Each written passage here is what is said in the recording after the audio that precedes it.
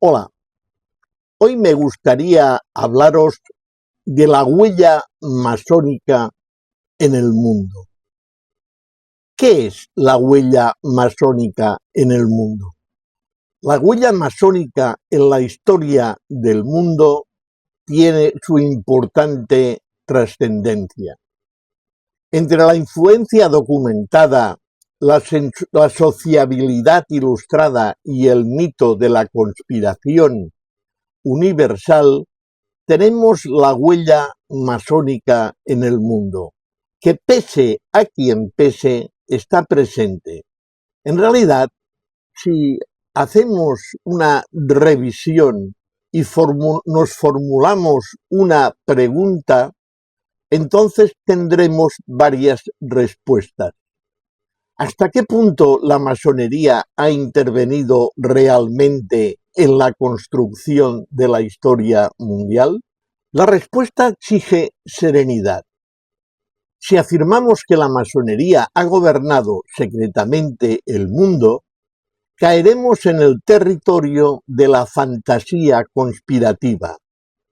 Pero si negamos cualquier influencia histórica, vamos a ignorar una realidad documentada. Durante más de 3 siglos, las logias han sido espacios en el mundo de sociabilidad, de formación intelectual, de circulación de ideas y de creación de redes y al mismo tiempo de aprendizaje de prácticas democráticas. La huella masónica, pese a quien pese, existe. No se encuentra, sin embargo, en una supuesta sala oculta desde la cual una autoridad universal dicta el curso de los acontecimientos. Se encuentra en las biografías de numerosos protagonistas, en los debates celebrados en las logias, en las redes internacionales de fraternidad, en determinadas reformas políticas y educativas, y sobre todo en una manera de comprender al ser humano como constructor responsable de sí mismo y de la sociedad. Una distinción indispensable se nos hace presente y necesaria. Antes de recorrer la historia, conviene diferenciar 4 realidades que con demasiada frecuencia se confunden. La primera es la actuación institucional de una obediencia masónica, cuando una gran logia o un gran oriente adopta públicamente una posición determinada. La segunda es la influencia de las redes masónicas, que puede facilitar contactos, protección, circulación de libros, acogida en el extranjero o colaboración, fijaros bien, entre personas, que esto es muy importante, entre personas pertenecientes a distintos países. La tercera es la actuación individual de un masón. Que un presidente, que un militar, un escritor o un legislador pertenezca a la masonería no significa en ningún momento necesariamente que todas sus decisiones hayan sido ordenadas o inspiradas por su logia o por su obediencia.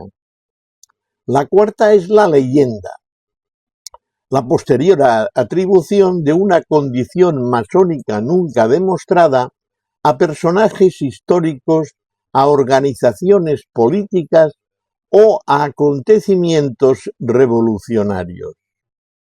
La investigación histórica es necesaria y, al mismo tiempo, si recurrimos a esta investigación histórica contemporánea, esta nos aconseja a no confundir estas 4 dimensiones de las que acabo de hablaros.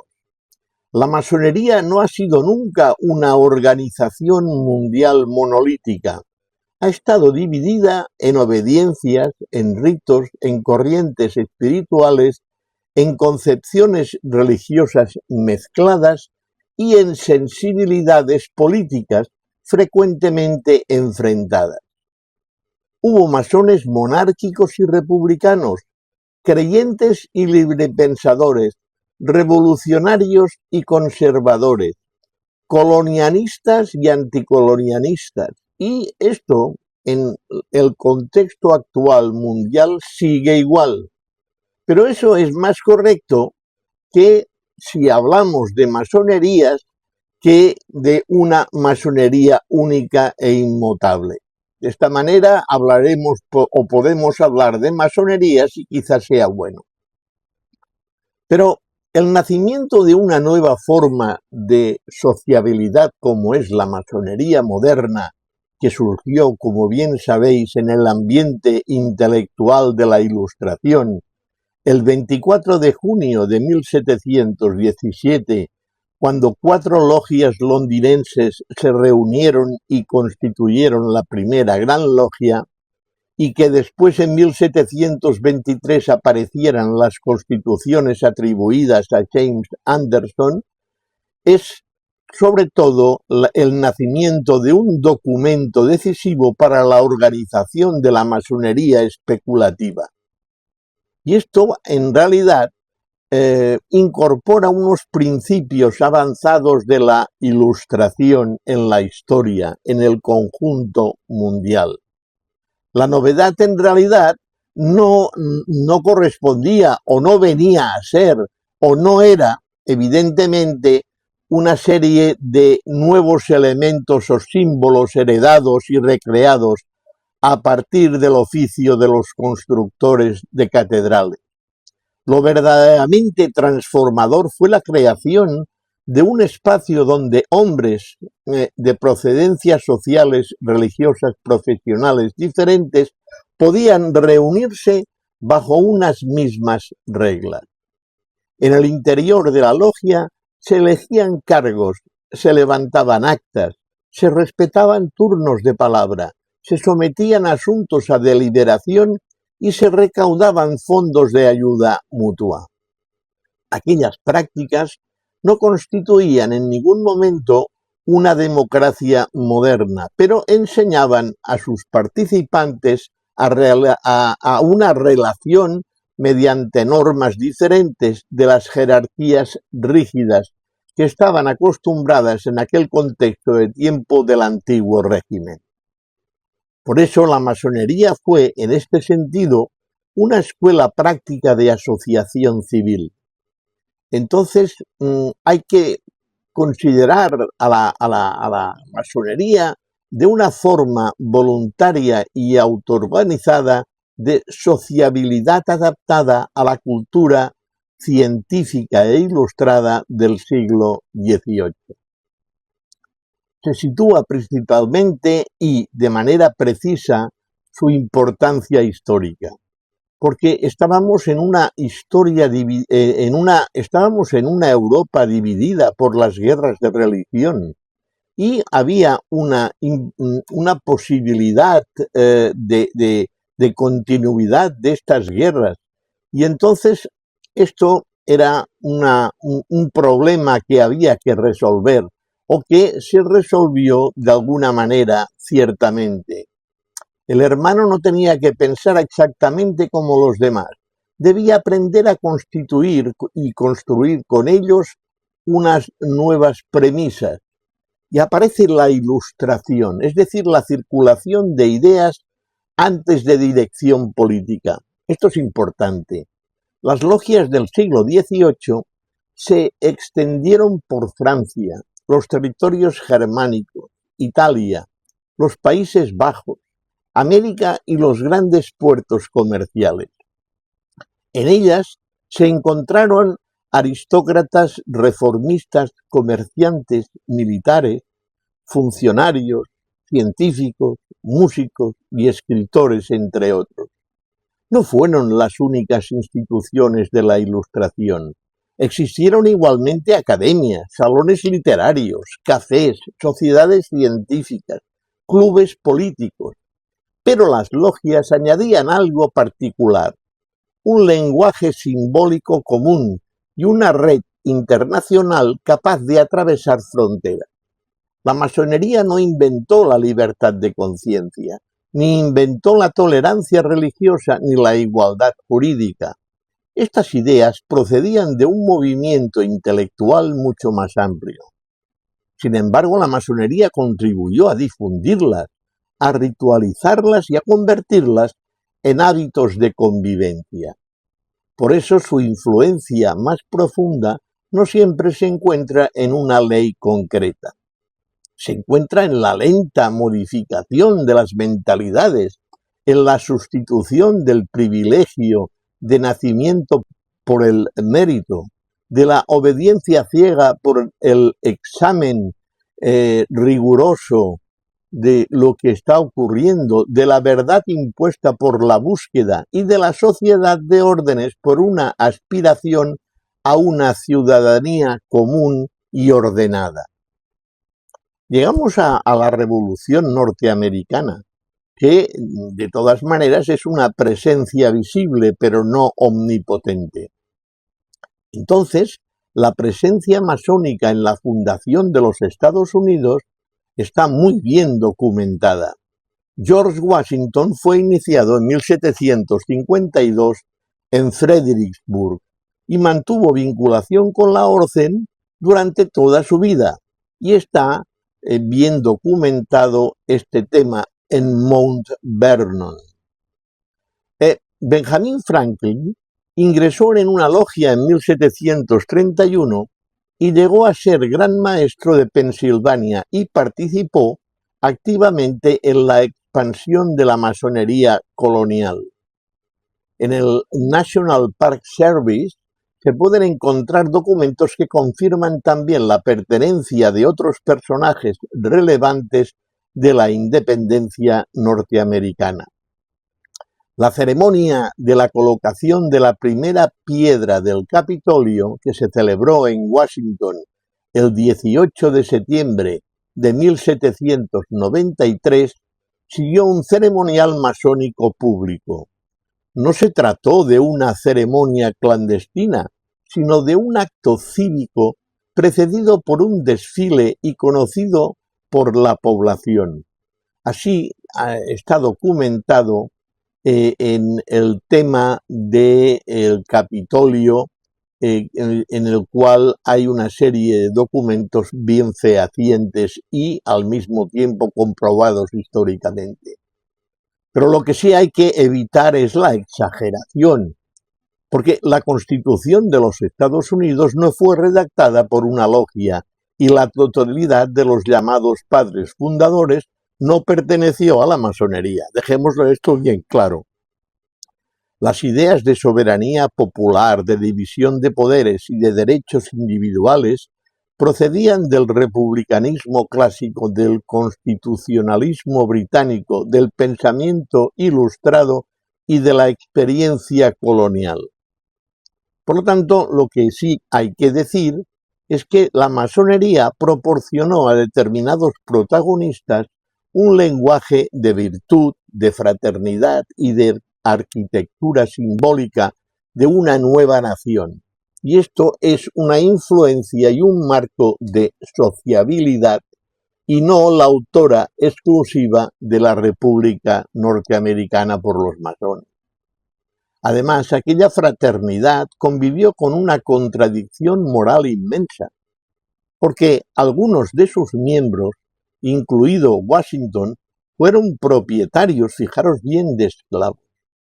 Las logias blancas excluyeron durante mucho tiempo a los afroamericanos. Como respuesta, como bien sabemos, nació la masonería Prince Hall, que se convirtió en una importante estructura masónica de cohesión, educación y de dignificación de las comunidades negras. La historia obliga, por tanto, a contemplar simultáneamente la luz de los principios, pero también la sombra de sus incumplimientos. La Revolución Francesa viene también a entrar dentro de esta conjunción masónico de la huella, ¿no? Un laboratorio, un complot, ¿fue posiblemente esto la Revolución Francesa? Bien, pocas cuestiones han generado tantas fantasías como la relación entre la masonería y la Revolución Francesa. Desde finales del siglo XVIII, autores contrarrevolucionarios atribuyeron la caída de la monarquía francesa a una conspiración organizada desde las logias. La investigación actual rechaza esta interpretación. En la Biblioteca Nacional de Francia hay documentos que califican ampliamente fantaseada la imagen de una masonería que hubiera preparado secretamente la revolución. En las logias francesas había nobles, había burgueses, había funcionarios, había clérigos y habían militares. Algunos masones apoyaron la transformación revolucionaria, pero otros defendieron la monarquía. Muchos emigraron o fueron perseguidos. Las logias no actuaron conjuntamente como un partido disciplinado. Entonces tenemos que un historiador como Kenneth Loisel propone una interpretación mucho más razonable y quizás científicamente histórica. La masonería fue un laboratorio donde una institución de la Ilustración tuvo que enfrentarse y adaptarse a un nuevo orden político, no el lugar donde se diseñó previamente la revolución. Su estudio puede consultarse, por ejemplo, en la Oxford Academy, que son una serie de plantillas de documentos antiguos que en Oxford reposan para los historiadores y para quienes quieran ver la verdad histórica. Expresiones como libertad, igualdad o fraternidad formaban parte del vocabulario ilustrado y revolucionario general. Su presencia en el lenguaje masónico no demuestra la existencia de una dirección oculta de los acontecimientos. Simplemente revela algo distinto. Revolucionarios y masones bebieron en numerosos casos de un clima intelectual compartido. Napoleón Bonaparte comprendió después la utilidad social de la masonería. Durante el imperio, muchas logias fueron protegidas, vigiladas y utilizadas como instrumentos de integración de funcionarios y militares. En la Biblioteca Nacional Francesa hay documentación que nos muestra que la masonería napoleónica también celebró al gobierno y colaboró con la reconstrucción del orden imperial. Por lo tanto, este episodio nos demuestra que la masonería podía impulsar aspiraciones emancipadoras, pero también acomodarse al poder establecido. Las independencias de Hispanoamérica también entran ahora o podrían ser revisadas, y lo voy a hacer rápidamente. ¿Por qué? Pues porque existe una realidad, una influencia, pero también una leyenda.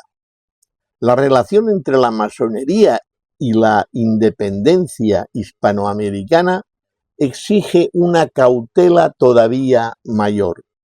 Tenemos personas como Francisco de Miranda, Simón Bolívar, José de San Martín, Bernardo O'Higgins y al mismo tiempo otros protagonistas que han sido presentados repetidamente como miembros de una gran organización masónica destinada a liberar América. Evidentemente existen vinculaciones masónicas documentadas, pero también abundantes errores. En el caso de Simón Bolívar hay documentación sobre su paso por la logia parisina, San Alejandro de Escocia, y sobre la obtención de grados masónicos durante su estancia europea. Sin embargo, las leyendas de que sitúan su iniciación en Cádiz o en una supuesta logia Lautaro fundada por Miranda no resisten bien el examen documental que todo historiador precisa para afianzarlo y documentarlo. Por ejemplo, tenemos que el historiador José Antonio Ferrer Benimeli advierte que la logia Lautaro fue una sociedad secreta patriótica creada con la finalidad independentista, pero en realidad no hay mucha documentación, o en realidad no existe, de que fuera una logia masónica regular. Hay una investigación. Hay una investigación con un título de una obra, ¿no? El masón Simón Bolívar entre el mito y la verdad histórica. Acudid a ella, porque constituye una referencia fundamental para separar documentación de las apropiaciones legendarias y absurdas. Mirad, las sociedades patrióticas adoptaron formas organizativas, juramentos, grados, códigos de reconocimiento, inspirados parcialmente en la cultura masónica. Esta semejanza permitió a sus miembros protegerse frente a la policía absolutista, pero no convierte automáticamente a todas ellas en logias. Esto se tiene que explicar y decir valientemente. La verdadera influencia masónica, por ejemplo, en Hispanoamérica, se aprecia con mayor claridad después de las independencias de cada uno de los países. Durante el siglo XIX, las logias ayudaron a articular a minorías urbanas liberales partidarias de la educación pública, el constitucionalismo, la secularización, los registros civiles, la libertad de prensa y la reducción de los privilegios eclesiásticos. Entonces, un amplio estudio sobre la masonería e historia global que se publicó en España, concretamente en la Universidad de Zaragoza, interpreta la masonería latinoamericana como uno de los vehículos de agrupación de las élites modernizadoras, pero también señala sus límites. Muchas de estas élites pretendían modernizar desde arriba sociedades profundamente rurales, desiguales y culturalmente diversas. Y esto era difícil, ¿no? Por lo tanto, podemos decir que la masonería contribuyó a la construcción de las nuevas repúblicas, pero no fue siempre capaz de incorporar a indígenas, a campesinos, a mujeres y sectores populares, y esto se tiene que certificar. El universalismo de la masonería, proclamando que tuvo que convivir con las fronteras sociales de su tiempo, esto sí que es cierto. Si acudimos ahora a otra parte del mundo, en Italia, por ejemplo, tenemos el Risorgimento y la unidad italiana. Esto es otro punto, otro factor. Porque en Italia la relación entre la masonería y construcción nacional resulta particularmente históricamente visible. Las logias se relacionaron con redes liberales y republicanas y anticlericales que aspiraban a superar la fragmentación de la península. Aparece Giuseppe Garibaldi, que fue iniciado formalmente en masonería en 1844 y llegó a convertirse en una de sus grandes figuras internacionales. Pero entonces todo esto está documentado en la enciclopedia Treccani, que documenta bien su pertenencia y la vinculación entre su ideal de fraternidad universal y su combate político. Pero, no obstante, tampoco el Risorgimento fue una obra exclusivamente masónica.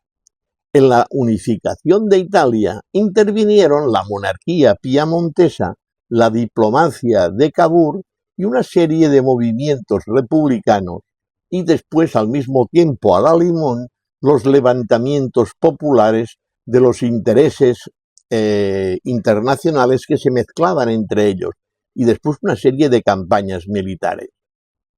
Se puede decir que la masonería sirvió de lugar de encuentro y de red de solidaridad para determinados patriotas. Ayudó a crear una cultura nacional laica liberal, pero en ningún momento no dirigió por sí sola el complejo masónico de unificación. No es verdad, hubo un complejo proceso de unificación, pero no totalmente masónico. Después tendríamos que hablar, por ejemplo, de la masonería y los imperios coloniales. Aquí nos aparece una división menos cómoda. una especie de dimensión diferente, pero que es imprescindible hacerla notar. La expansión mundial de la masonería estuvo estrechamente ligada a los grandes imperios europeos. Desde Canadá hasta la India, desde el Caribe hasta Australia, las logias acompañaron a comerciantes, a oficiales, a administradores y a militares, muchos de ellos británicos que se expandieron por el mundo, como bien se sabe. Hay una historiadora que se llama Jessica Harlan Jacob, ha demostrado que la pertenencia masónica facilitaba contactos y protección y al mismo tiempo oportunidades profesionales dentro del Imperio Británico. Time is money, recordadle, y también aquel lema, ¿no? Business is business. En la Cambridge University tenemos muchas descripciones de esta masonería que era una especie de red transoceánica de confianza. Porque una logia masónica, una obediencia masónica podía unir a europeos separados por su nacionalidad o confesión, pero no siempre aceptaba igualdad en las poblaciones colonizadas. En algunos territorios reprodujo divisiones raciales y jerarquías imperiales. Es decir, que la masonería fue por consiguiente portadora de una paradoja. Proclamaba la fraternidad universal mientras algunos de sus miembros participaban en estructuras coloniales profundamente desiguales. También hubo logias que evolucionaron hacia posiciones reformistas o antirracistas, o al mismo tiempo también independentistas en algunos países. Pero la historia no permite presentar a toda la masonería como una fuerza exclusivamente emancipadora. Fue parte de la modernidad europea y esta modernidad contenía tanto derechos como ciencia, como expansión colonial y dominación. Después podemos observar que el Mediterráneo oriental y el mundo otomano no se libraron de la masonería. Durante el siglo XIX, las logias se extendieron por Alejandría, por Estambul, por Esmirna, por Salónica, por Beirut y otros centros comerciales del Mediterráneo oriental. Y en estas obediencias, en estas logias, en ellas se podía coincidir una serie de valores y de pueblos, como musulmanes, cristianos, judíos, europeos y miembros de aquellas minorías locales. Habían ciudades cosmopolitas, como por ejemplo algunas de ellas muy interesantes, ¿no? Y que todos conocemos. La masonería ofreció un espacio poco habitual de encuentro interreligioso, de circulación de ideas constitucionales muy determinadas.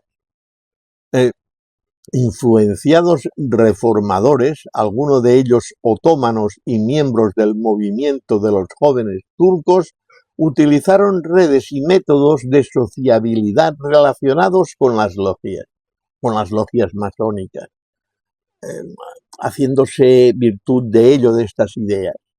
Entonces la Revolución Joven Turca de 1908 fue acompañada por una serie de crecimiento de logias en el imperio, aunque la relación entre masonería y nacionalismo y Comité de Unión y Progreso fue muy compleja y no puede reducirse a una dirección masónica únicamente.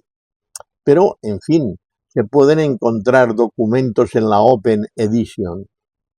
En realidad, la logia podía ser refugio de opositores al absolutismo, pero también escenario de tensiones nacionales, étnicas y religiosas que determinarían el desgarro del Imperio Otomano. Aparece el espectáculo, el momento de la Tercera República Francesa. Entonces pasamos de la logia a la legislación. Este sería el mensaje subliminal. La influencia política más directa a la masonería continental se observa en la Francia de la Tercera República. Una parte considerable de la clase política republicana pasó por las logias masónicas francesas especialmente por las vinculadas al Gran Oriente de Francia. Estos talleres fueron cuna de estudios de cuestiones relacionadas con la escuela pública, la libertad de conciencia, el matrimonio civil, la legislación social y la separación entre la Iglesia y el Estado. Esto no significa que todas las leyes republicanas fueran redactadas por la masonería, ni mucho menos, pero muchos de sus impulsores no eran masones, pero también habían masones. Existían partidos, sindicatos, asociaciones de libre pensamiento y movimientos sociales que defendían programas semejantes. Sin embargo, las logias, no hay que olvidarlo, actuaron como espacios de preparación, de discusión y de difusión. Todo ello lo encontramos, insisto, en la Biblioteca Nacional Francesa, ampliamente documentado. Allí destaca un papel de la masonería decimonónica en la elaboración de una moral independiente de las confesiones religiosas y en el desarrollo de la cultura republicana. No hay que olvidar que la ley francesa de 1905 sobre la separación de las iglesias y el Estado representa uno de los resultados más significativos de aquel largo proceso. La participación de parlamentarios masones fue indudablemente importante, pero la ley fue finalmente una obra de soberanía parlamentaria y un compromiso social y civil mucho más amplio. Pero la huella masónica reside aquí, en haber contribuido a convertir la libertad de conciencia en una cuestión política fundamental. Después pasamos a otro espectáculo y a otro apartado interesante: la abolición, los derechos sociales y las contradicciones de la fraternidad. Hay que tener en cuenta que numerosos masones participaron en movimientos abolicionistas en el siglo XIX. Hay un escritor, Victor Schœlcher, que fue al mismo tiempo una figura principal en un decreto francés de abolición definitiva de la esclavitud en 1848, y esto es significativamente importante. Estuvo relacionado con ambientes republicanos y masónicos, por lo tanto hay una ambigüedad, pero hay masonería. Pero sería inexacto afirmar que toda la masonería fue siempre abolicionista. Hubo masones esclavistas y logias que rechazaron admitir a hombres negros. Esto está bien dicho y lo hemos dicho anteriormente. La fraternidad universal avanzó lentamente bajo los parámetros de las presiones de quienes señalaron sus contradicciones. Algo semejante ocurrió con la cuestión social. Las logias desarrollaron sistemas de ayuda mutua cuando todavía no existían estados del bienestar, atendiendo a viudas, a huérfanos, a enfermos y hermanos necesitados. Esto ya en la masonería operativa existía, no lo olvidemos. Con el tiempo, determinados masones trasladaron esta noción de solidaridad al terreno político. El francés Léon Bourgeois, masón del Gran Oriente de Francia, elaboró la teoría del solidarismo y defendió que cada ciudadano mantenía una deuda social con la comunidad. Posteriormente fue uno de los grandes promotores de la Sociedad de Naciones y recibió el Premio Nobel de la Paz en 1920. Evidentemente su papel está documentado, en este caso, por la Fundación Nobel. En Bourgeois puede observarse que él habla del tránsito desde la fraternidad ritual hacia una especie de concepción política de la solidaridad internacional. Llega después la incorporación de la mujer en la masonería, y evidentemente es importante este hecho. La masonería histórica proclamó la igualdad mientras excluía a la mitad de la humanidad. Esto era una contradicción, y durante siglos la mayor parte de las obediencias permaneció reservada a los hombres, como sigue aún en la misma condición. La ruptura llegó lentamente.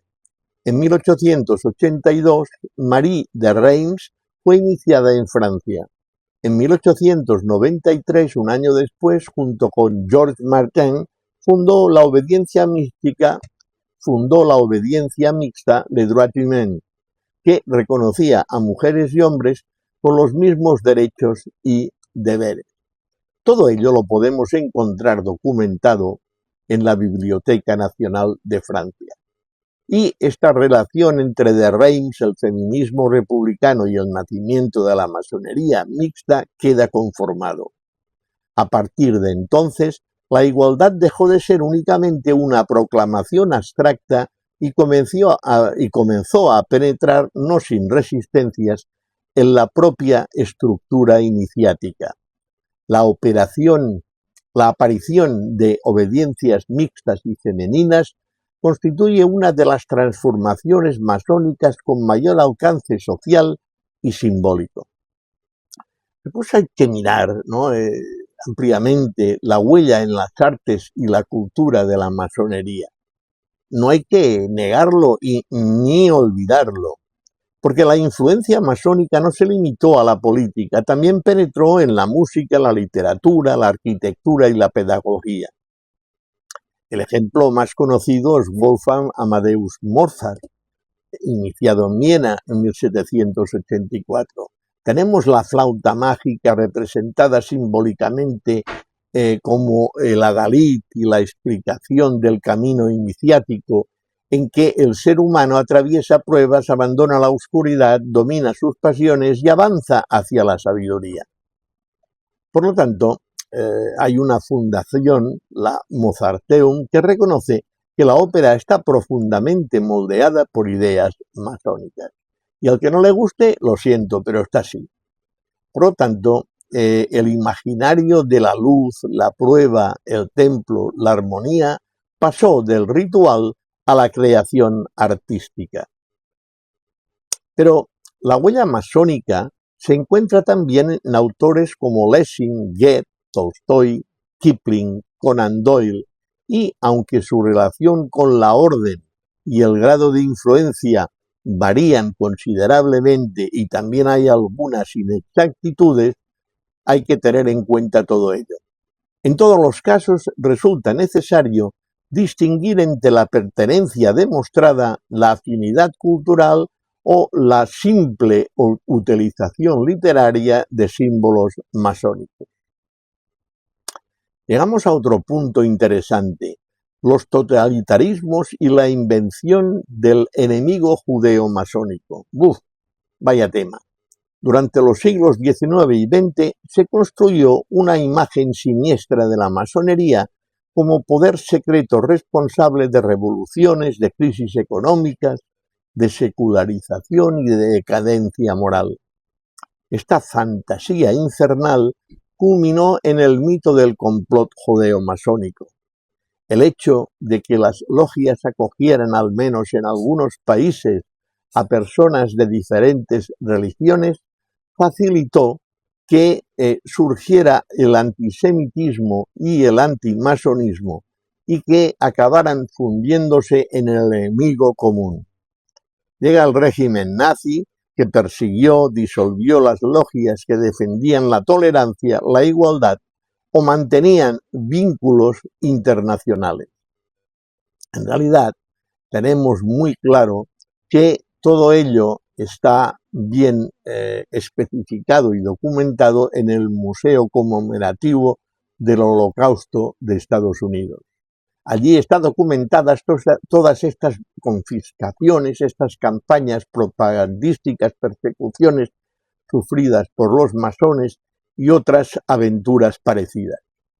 En la España franquista, la ley de represión de la masonería y el comunismo de 1940 convirtió la pertenencia masónica en delito.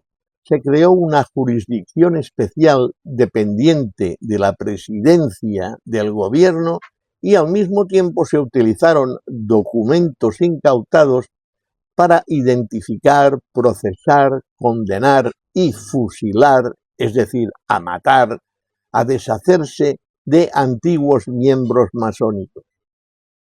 Todo ello está documentado en los fondos documentativos de la memoria histórica en Salamanca. Todo está por hacer y todo está presente. Muchas gracias. Y todo está por hacer y todo es posible. Muchas gracias.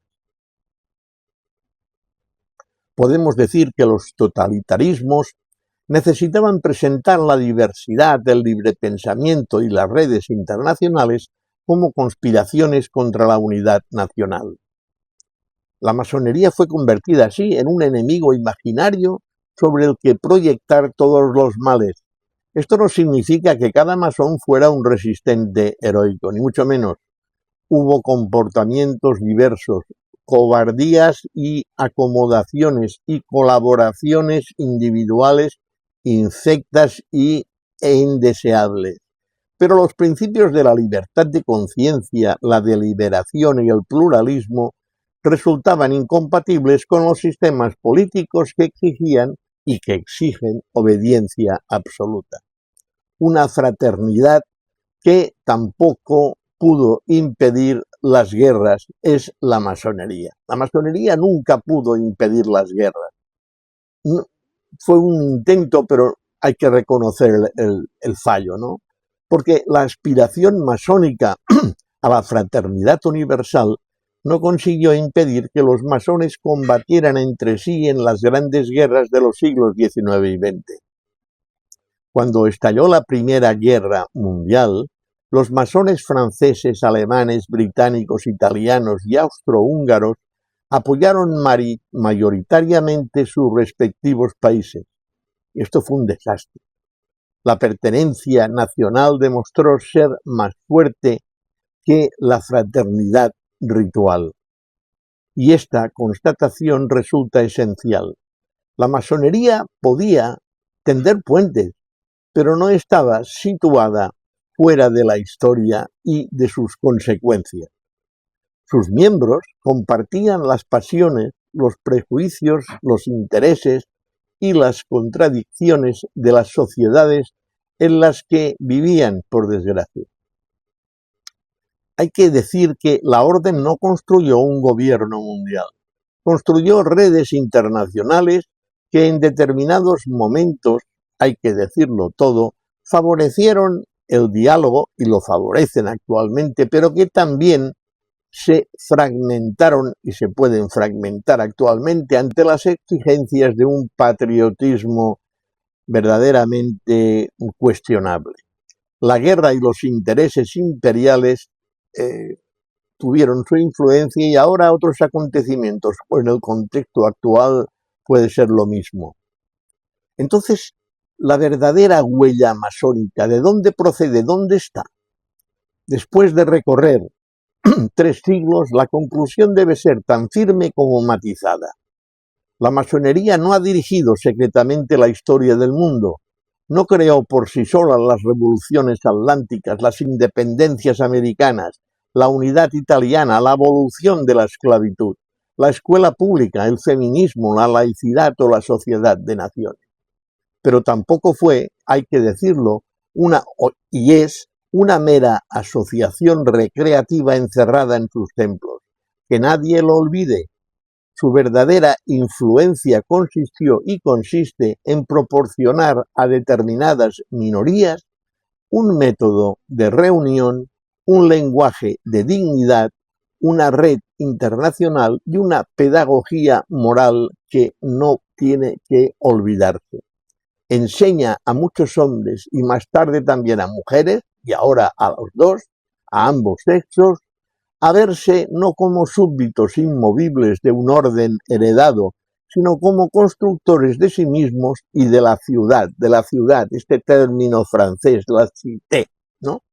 La sociedad. La logia ha sido y es un lugar donde se ensayan prácticas que después aparecen y aparecieron como asociaciones civiles, como parlamentos, como sindicatos, como partidos, como ateneos, como escuelas y organizaciones internacionales con la elección de representantes, con un debate reglado, con una redacción de constituciones, con una ayuda mutua, con un respeto formal a la diferencia y una búsqueda de acuerdos.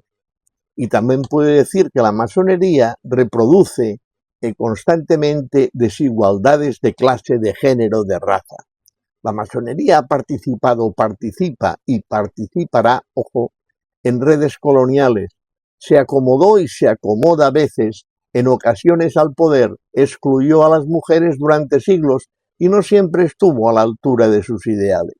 Su historia no es la marcha impecable de la luz sobre las tinieblas, sino el esfuerzo incompleto del ser humano, por esto seguimos existiendo, por aproximar sus actos a sus principios. La huella masónica en la historia mundial no es, por tanto, la marca de una mano invisible que mueve gobiernos y ejércitos. Es la huella, una huella muy profunda y discreta. Es la convicción de que el individuo puede desbastar su propia piedra, dominar sus fanatismos, escuchar al diferente y participar conscientemente en la construcción de una humanidad más libre. Cuando esta idea sale del templo y penetra en la plaza pública, en la escuela, en el parlamento, en la literatura, en la música y en la legislación, la masonería deja una señal reconocible de la modernidad del masón. No construye sola un edificio, sino sencillamente colabora con el mundo para que se adelante a las cosas. Pero algunos de sus símbolos, principios, redes y miembros hay que reconocer que participaron, participan y participarán con sus luces y con sus sombras, porque son humanos, pero son masones, en el levantamiento de muchas columnas. El enfoque que habría que considerar más sólido es conservar esta distinción entre la influencia demostrada y la pura leyenda. Así, de esta manera, me parece que podemos constatar la importancia histórica de la masonería sin caer en exageraciones que puedan desacreditarla y desacreditarnos. Esta es la reflexión de casi 50 minutos que me gustaría que tuvierais presente, que la hubierais escuchado, que la presentarais, que hicierais los comentarios aquí abajo, que compartierais este vídeo.